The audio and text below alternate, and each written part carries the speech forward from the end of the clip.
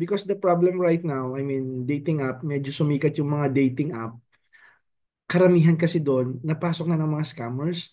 So minsan yung nakakamatch mo, hindi pala totoong tao. Hindi ba? And yung nakakalungkot dito, majority ng mga victims ng love scam, ito yung 45 pataas, yung widowed, widower, hiwalay sa asawa, yung mga anak nila matatanda na, may sarili ng pamilya, may mga trabaho na, once a week na lang kung bisitahin sila. So syempre nalulungkot sila. So maraming aspeto to na nagli-lead kasi yung love scam sa investment scam pag big time at nagli-lead din siya sa loan scam pag small time. So, anong ibig kong sabihin? Doon kasi sa mga red flags namin, meron kang indicator kung paano mo malalaman na fake yung nakamatch mo. So, yung unang-una mong dapat titingnan dyan, ito yung six ways to spot a love scammer.